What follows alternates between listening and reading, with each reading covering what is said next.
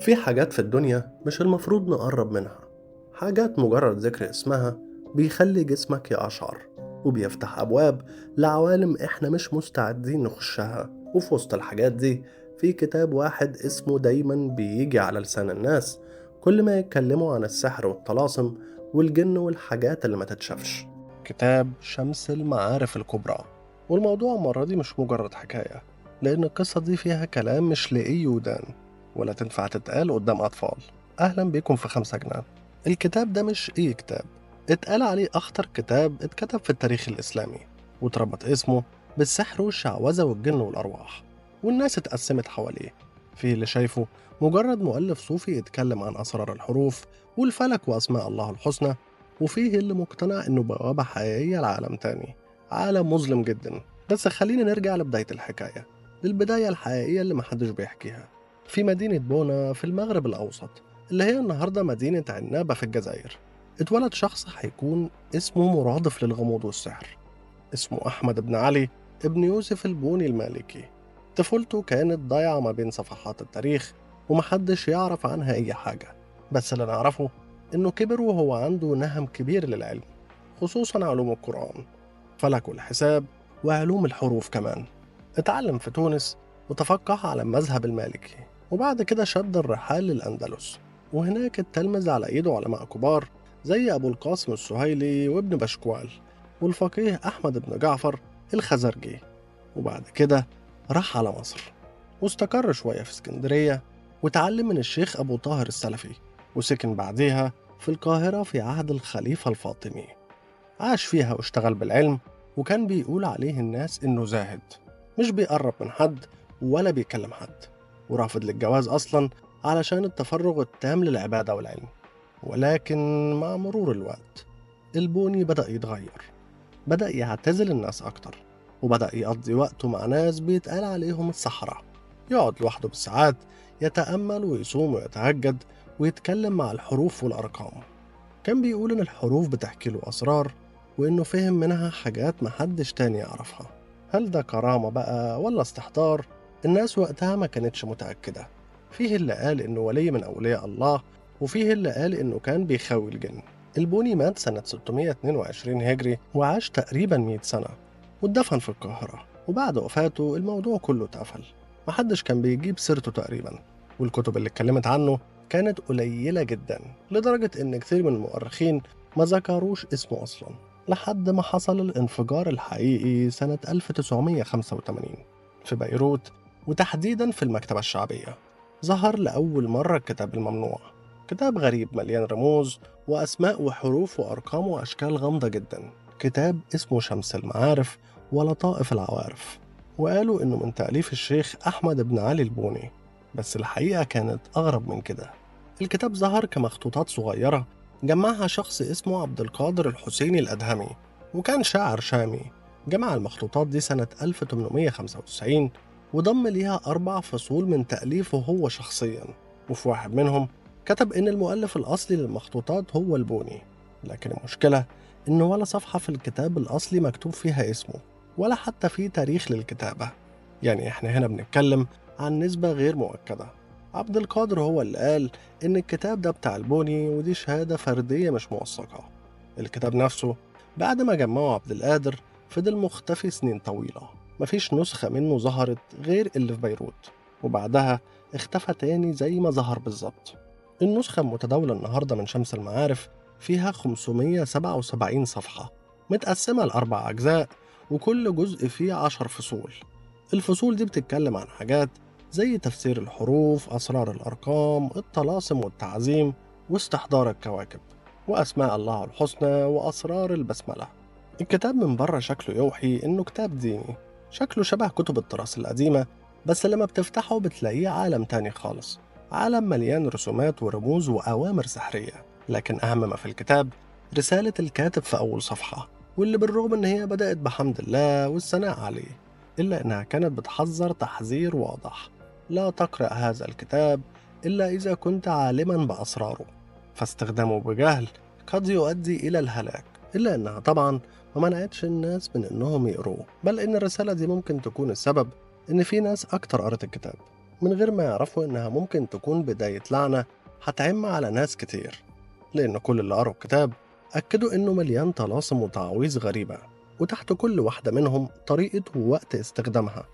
وأغرب حاجة إن كلهم مستخدمين فيها آيات من القرآن الكريم وأسماء الله الحسنى وأسماء الأنبياء، بحجة إن هي دي الطرق اللي بيتم بيها تسخير الملائكة مش الجن. وده كان المدخل اللي خلى ناس كتير تنخدع بمحتوى الكتاب ويفتكروا إن الكتاب ده العمل الخير مش الشر. فمثلا في الفصل الأول من الكتاب الكاتب اتكلم عن أسرار الحروف والأرقام، وإن كل حرف من الحروف ليه معاني باطنية مش أي حد يقدر يعرفها، واللي يقدر يفهمها كويس هو ده اللي هيقدر يسخر الحروف دي لخدمته. فمثلا حرف الدال هو رمز البداية والنهاية، لأنه أول حرف من اسم الله الدايم وآخر حرف من اسم آخر نبي نزل على الأرض اللي هو محمد صلى الله عليه وسلم. كده يبقى ده رمز الدوام والبقاء. ووفقا للحسابات الفلكية والرقمية بتاعت الكتاب، الرقم المقابل للحرف ده هو رقم 4، واليوم المرتبط بيهم هو يوم الاثنين. وبناء على المعلومات دي نقدر نستخدمه في الخير والشر باختلاف طريقة كتابة الطلسم. ونفس الكلام ده اتطبق على الحروف الأبجدية كلها من أول حرف الألف لحد حرف الياء. كل حرف بيقابله رقم ويوم من أيام الأسبوع وطريقة في التسخير وكتابة الطلاسم.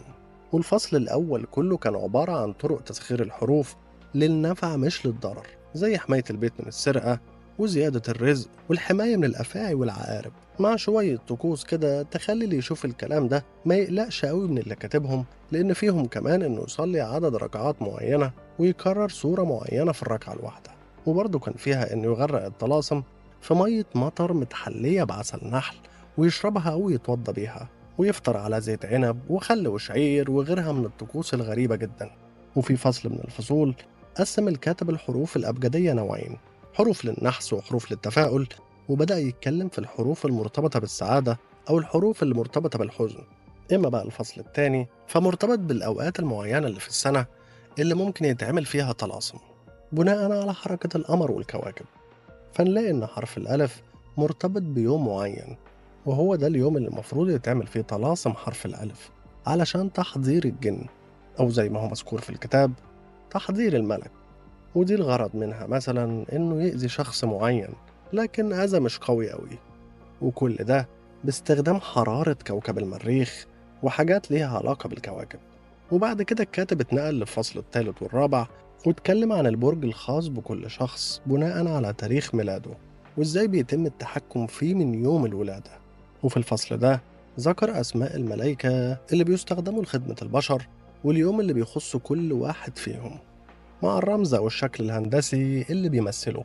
وفي الفصل الخامس والسادس بيستعرض الكاتب أسرار البسملة وأسرار الخلوة والارتقاء والتأمل مع النفس. ولحد هنا الكتاب بالرغم من إنه فيه شوية حاجات مريبة إلا إنه برضه ممكن يعدي من أغلب الناس من غير ما يقلقوا منه، شوية حروف على أرقام على شوية طقوس. لكن مع بداية الفصل السابع الكتاب بدأ ياخد منحنى تاني خالص، أكتر غموضا وأغرب بكتير من كل اللي اتقال في الفصول اللي فاتت. فبداية من الفصل السابع اللي بعنوان الأسماء اللي كان النبي عيسى بيحيي بيها الأموات، واللي بيتقال إنها كانت مكتوبة على عصاية موسى عليه السلام، لكن كانت مكتوبة على هيئة رموز علشان ما حدش يعرفها. والفصل كله كان عبارة عن فك شفرة الرموز دي وطرق استخدامها. والفصل ده ما كانش هو الفصل الوحيد اللي عنوانه مريب. فالفصل ال 12 كان بعنوان اسم الله الأعظم، واللي فيه استخدم أسماء الحسنى في كتابة المخطوطات. وفصول تانية بدأ الكاتب يتطرق لآيات من القرآن الكريم ويستخدمها بطريقة ما في كتابة المخطوطات والطلاسم، ويدخل في وسطهم رموز وكلمات مش مفهومة محدش قادر يفهم معناها لحد النهاردة. وبعد ما كان الكتاب في الأول بيرشد القارئ لأساليب وطرق فيها منفعة، بدأ يرشده لخبايا وثغرات لو استغلها هتبقى النتائج هي الإيذاء الصريح للبشر. فمن الحاجات المرعبة اللي ذكرها في الكتاب حاجة اسمها الأخلاط الأربعة، واللي اتكلم عنها الفيلسوف أبقراط في العصور الوسطى، واللي هي الدم والبلغم والصفرة والسودة. وعن طريق ربط العناصر الأربعة دول بالأرض والمية والهواء والنار كانت النتيجة إن البلغم بارد ورطب زي المية. والفصل السنوي الموافق ليه هو فصل الشتاء، والعضو المرتبط بيه هو المخ، وإما الصفرة فحارة وجافة زي النار، وفصلها فصل الصيف. ومرتبطة بالكبد، وإما سودة فزي الهوا وفصلها الخريف، ومرتبطة بالطحال، والدم حار رطب زي الأرض وفصله الربيع، والعضو المرتبط بيه هو القلب. وعن طريق الربط ده بقى يقدر الشخص باستخدام عنصر من العناصر دي مع الفصل المقابل ليه إنه يعمل خلل في التوازن ما بينهم، ويتحكم أو يسيطر على عضو في جسم الإنسان ويعرضه للأذى. وده هيكون واحد من أهم المداخل وأشهر الأساليب اللي بيستعملوها السحرة بعد كده في الأعمال والسحر. ده كمان ذكر أسماء ملوك الجن اللي من منظور الكاتب ملايكة روحانيين، وكل واحد فيهم تحتيه وزراء وخدام مسؤولين عن تنفيذ أوامره على كوكب الأرض. وواحد من القصص المرعبة اللي اتشهرت لواحد قرأ الكتاب كانت لشاب سعودي في الثلاثينات. اتقابل في يوم مع واحد صاحبه وكان جايب له معاه كتاب قديم متهالك اسمه شمس المعارف. قال إنه لقاه في مكتبة جدة القديمة، وأول ما شافه حس إنه شبه الكتب اللي بيحبها، وخد الكتاب على طول على البيت. وأول ما روح بدأ يقرأ، بس الحماس اختفى بعد ما لقى نفسه مش فاهم معظم الكلام اللي فيه. بس برضه كان في حاجة شداه إنه يقراه، وفضل على الحال ده لحد ما صاحبه اتصل بيه وقال له إنه مستنيه ينزله علشان يصلوا. وأثناء ما كان في طريقه للمسجد شاف راجل عجوز قصير بشرته سمرة وشكله غريب بيبصله بصة مريبة، وأول ما عدى من جنبه لقاه بيمدله إيده علشان يسلم عليه. فالشاب بتلقائية سلم عليه هو كمان، بس مجرد ما لمسه حس بكهرباء بتجري في كل جسمه، وإيد الراجل بقت باردة زي لوح تلج، ومشي وهو مرعوب من الابتسامة اللي ما فرقتش وش الراجل. ومن بعديها بقى يشوف الراجل ده في كل مكان بيروحه، والراجل ما اختفاش من حياته غير بعد ما قرر إنه يتخلص من الكتاب. وفي ناس كتير قالوا إنهم اتدمروا بعد ما قروا الكتاب وبيوتهم اتخربت، لدرجة إن في بلدان عربية كتير منعت تداول الكتاب، واتقال عنه إنه كتاب ملعون واللي يلاقيه لازم يتخلص منه فورا. ولكن يفضل السؤال المرعب، هل فعلا الكتاب ملعون ولا دي مجرد إشاعات وأوهام اتنقلت بين الناس؟ والسؤال الأهم، هل فعلا الكتاب من تأليف البوني، ولا البوني ناقل لكلام قاله من الجن، ولا أصلا الكتاب كتبه حد تاني خالص وكتب عليه اسمه؟